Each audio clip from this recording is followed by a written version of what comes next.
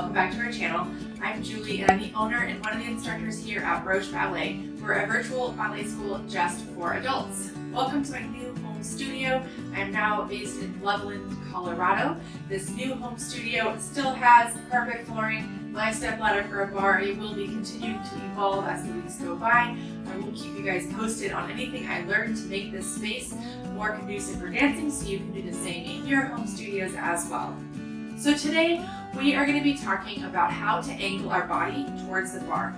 If you've ever danced in a crowded class, or if you're in a home studio that is small like mine, you might have heard advice such as angle your body towards the bar so that you don't kick people and furniture. Now, there is a technique to this. There is a technique to, number one, how we actually go about angling your body. We don't just shuffle our feet. We actually have a technique to how we do it, and there are also names for how we angle our body to the bar. So I'm going to take you through all of that. We're going to see it from the front view, close up of the feet, and the back view as well. So let's get started. We're going to start with the actual directions themselves, and then I'm going to show you how you get from one direction to the next. So if I am standing at my bar here, and again, don't worry, I'll show you from the back view in a sec as well. I am currently facing en face or to the front, right? My shoulders are perpendicular to the bar. If I was facing directly to the bar, right now I'm flat to the bar, my shoulders are parallel with the bar, but there's a middle ground. We can be diagonally towards the bar. We can be diagonal where my shoulders are at a 45-degree angle towards the bar, and I can be this way where my shoulders are at a 45-degree angle angled away from the bar. So I can have my shoulders facing front, angled the other way, or all the way parallel to the bar. Those are all the different places that we can be when we are standing at the bar. Now in beginner classes, we often just stand facing front and we don't have to worry about it. But again, as we work in crowded spaces, small home studios, or as we go to more advanced classes, we also work on body directions at the bar. So even though we're at the bar, we are not in a static position, we are moving. Our hand is moving on the bar and our body is moving in relation to the bar. And we want this to be very seamless as we get the hang of it. Okay, so let's talk about these directions. So there are directions such as croisé, écarté, and effacé here at the bar. Now, if these body positions are new for you, go check out our other video on the channel about those body positions in the center. They're the same at the bar, but everything feels different when you're at the bar, so we're gonna go through it again in detail here. So if I am angling my body towards the bar, this is my 45-degree angle towards the bar.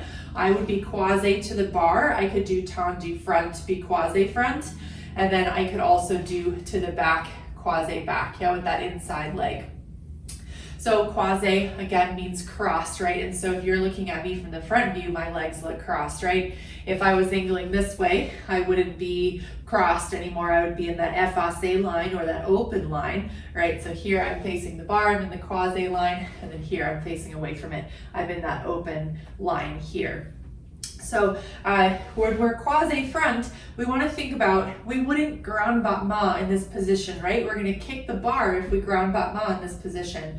So we don't generally do a grand battement here in croisé front. We might do a tendu here, but we wouldn't do a grand battement here because logically it just wouldn't make sense. We're going to kick the bar. So if we're going to do a grand battement front, we're going to have to angle our body from straight on to the other corner. So we're in that effacé front line and we don't kick the bar, right? Croisé front, we're gonna kick the bar, or the dancer's on the other side of the bar, right? And then, but we can actually do a grand battement in this effacé line. So for example, how to save space, if there's someone right in front of you, you don't wanna kick them, right? But if you angle your body away, then you can battement, that person can be right there and you're not gonna hit them. So that's to the front. We have our croisé front. We can be en face front, straight front, or we can be in that effacé line to the front. Yeah. Then when we do tendu side, that's where we have our two écartés. So tendu side, just straight front, but we can also be angled towards the bar and do tendu side. That's in our écarté front. So remember, écarté is the confusing one. It's front and back in relation to where your foot is in relation to where your body is. It's not front or back. Your foot's always side in écarté. It's just a matter of if you're this way front or this way back. And now remember, not all schools have your écarté back. Écarté front is common though, so you can do a grand battement side in your écarté front. Yeah, if you're like this and you have another dancer here or a wall, then you turn your body and now you can do your grand battement without hitting them, right? Now let's talk about the back. So when I take this foot to the back, when my outside foot is in the back, if I turn towards the bar, I'm no longer croisé. See, my legs are no longer crossed. I'm now in that effacé line, and I can actually do my grand battement back, effacé to the bar, right? But to the front, effacé was away from the bar, right, with my shoulders. And then to the back, effacé is towards the bar with my shoulders, because that leg is going to be free, right? So croisé back with your outside leg back is actually going to have to be this way towards the bar. Now again, just like croisé front, remember I told you wouldn't grand battement that way, right? Like you wouldn't grand battement here, you're going to kick the bar or the people behind you. So same thing, just like croisé front, in croisé back, you're not going to grand battement here. You would go effacé to do your grand battement. So that open line is where you're going to be doing your grand battements. You're not going to be grand battementing croisé front or croisé back. Now the only exception to this is, of course, if you're using the inside leg. So if I'm here with my inside leg closer to the bar in my croisé line, then I could take that leg to the back, right? I could do croisé if it was with the inside leg, croisé back here, but not if it was with the outside leg, croisé back here. So we're going to put it in a little combo, then I'm going to show you how this goes from the back view. So if I was doing, let's say, grand battement, because again, those are the ones where you're most likely to hit people or things or pets or whatever is going on in your environment, we would go in a combination. We would go 5, 6, 7, 8. Then when we brush front, we would angle our body a little bit away from what we're holding on to. Now this arm, we're not going to leave it back here. We're going to probably bring it a little bit more forward so it's still in front of us. Then when I plie and stretch, then I'm going to go side, angle my body either on face, or if it's really crowded, I could even go all the way to écarté, side and close, side, close. Then plie. Then if I wanted to go back, I would already be here. If I was in that écarté line, then I could go back here. Again, now look, I'm not hitting my wall back there. Magic. Plie, and then if I wanted to go to the side facing front, I could turn my body again. Yeah, so we have lots of options for how we can turn our body at the bar, but that, for a grand battement specifically, is going to make the most sense. So now we're going to flip around and show you the back view so you can see how all of this would look from the back. So here I am, facing my shoulders are perpendicular with my bar. If I wanted to turn croisé, I would turn towards the bar, and this is my croisé front here. Remember, this is croisé back, but only with the inside leg when I'm here with that inside leg. From this same angle, I have my écarté front, which is tendu side, but with my body facing towards the bar on that angle. Then to the back, if I started from neutral, from en face, if I wanted to do croisé, I have to turn this way to do croisé back with the outside leg. From this same angle, I have my écarté back, which again is tendu side, but it's behind me instead of in front of me like écarté front. So from the grand battement from this way, remember we wouldn't grand battement croisé because we're going to kick the bar. So we would grand battement effacé away from the bar. We would go grand battement 2, 3. Then I could take my plie and stretch. I could either come en face or I could come all the way towards the bar. I can do my battement side in that écarté front, angling towards the bar. Again, see, I have very little space where I am, but I haven't kicked anything yet.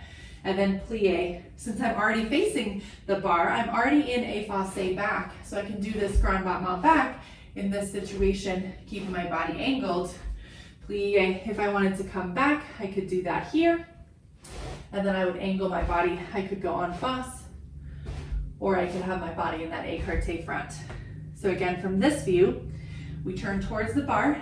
We get croisé front, outside leg, croisé back with the inside leg. We get écarté front. Then from the other angle, this way, we get our effacé back, and we get our écarté back. Yeah. from that angle away from the bar. So remember, we've got 4 angles. We can be shoulders front, shoulders parallel, halfway, and halfway the other way. Last thing I'm going to show you is your feet, how you're actually making this happen. We don't want to shuffle around. We're actually going to use a promenade to get ourselves to swivel from one direction to the other at the bar. So let's look at that close up. So if I wanted to go from en face, right now I'm facing straight front. If I wanted to go from en face to an effacé line to do a grand battement, while I am brushing my leg, I will swivel my back leg. Then to come back, I would swivel my back leg again. So this leg, the standing leg, the one you're pivoting on, the one that you're going to end up on is, I'm going to get this one out of the way. We're going to lift up slightly like a promenade and scoot, lift and scoot. So this mechanism is how you get your body to switch from corner to corner. You want to think if you're on both feet and you're going to one foot, this one is going to push off and give you some momentum to turn while your other heel pivots. And then on the way back, this heel would have to pivot to close.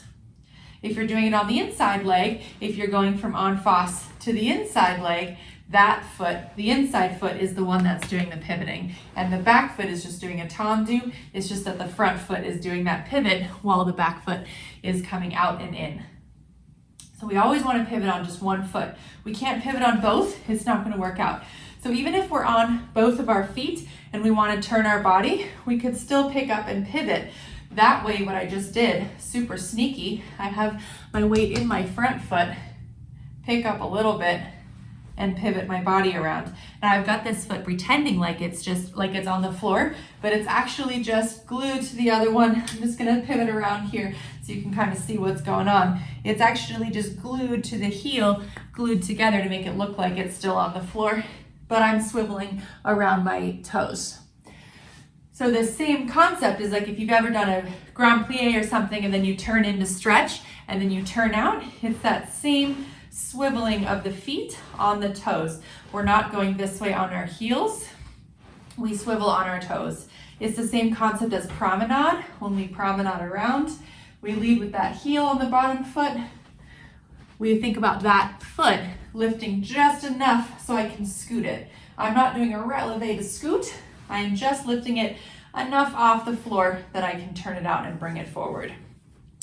So again, anytime we're going from 2 feet to 1 foot, the foot that's doing the moving, it just moves as normal. It's the other foot that's going to do the pivoting to make that change of body direction happen. If you're on 2 feet and let's say you wanted to angle towards the bar on 2 feet, you would pick up usually on the front foot. If you're going to go backwards or forwards, usually on that front foot you would pick up and just scoot yourself around. All right, dancers, I hope this helps clear up your body directions at the bar, helps you dance in small spaces or in crowded rooms. When you do get it and everyone's moving in unison together, it is super, super cool. Let me know if you have questions in the comments below, and until next time, take care.